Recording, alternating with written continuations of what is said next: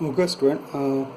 This is the last lecture in the series of this iron carbon diagram, and today we discuss the most important part of this iron carbon diagram, the lower left portion, and where we found the eutectoid reaction. This you are seeing this point E. So this point E is the for the eutectoid reaction, and why this is important? Because the heat treatment of this steel will depend on only this part of the iron carbon diagram. First we'll see its important part and what is the important part, and see also the importance of the in the heat treatment of the steel. Now we can see here, so in the iron carbon diagram this portion is the austenite. Okay, so first we see these three lines. What is this three line? This A1 line. So A1 line is called also called the critical temperature or lower critical temperature. What is the meaning of this A1 line? If we are heating the steel, so below this line the steel may be ferrite, perlite, perlite or perlite plus cementite. But when you cross this line you will start getting some austenite. So below this line there is no austenite, but after this line you will start getting the austenite. Then what is the importance of these two lines? So this A3 line and ACM line. So you are seeing this lower portion, we classify steel from 0.00 to 2% it is steel.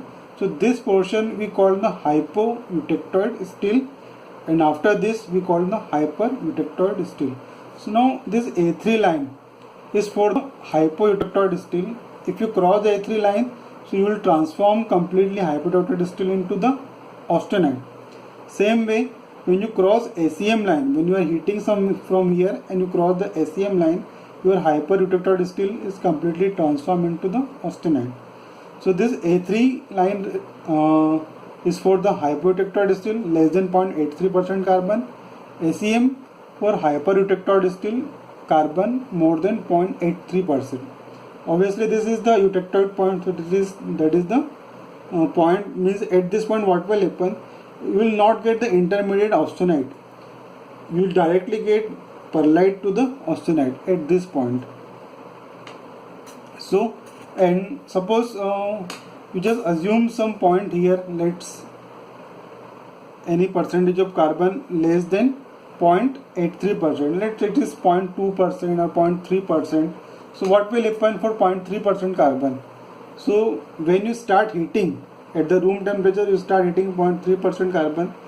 First, when you cross this temperature 727, this ferrite plus perlite start transforming into the ferrite plus austenite, and when you cross this A3 line, this is completely transformed into the austenite. Same way, if you are considering some percentage like 1% carbon, okay, so what will happen this 1% carbon? So at this temperature the carbon this is alloy having perlite plus cementite. When you cross this lower critical temperature, so they will transform into the austenite plus cementite. Means cementite is already there, so slowly your perlite start getting transformed into the austenite and cementite. But when you cross this line, this also transform into the austenite. So that is the meaning of this critical temperature. So below this line no austenite will be there, and above this line, this you can say the V, above this V only austenite will be there. Between these two lines, A1 and A3 line and A1 and ACM line, you are having austenite plus here alpha alpha means alpha ferrite, and austenite plus cementite, also some ladogrite can be there here. Now one more important thing, as we discuss about the classification. Now see the microstructure point of view. What will happen in the microstructure? If carbon is 0.83%, that is the eutectoid steel, you are getting the 100% perlite. What is the meaning of 100% perlite? In the microstructure you get 100% such kind of the alternate lines.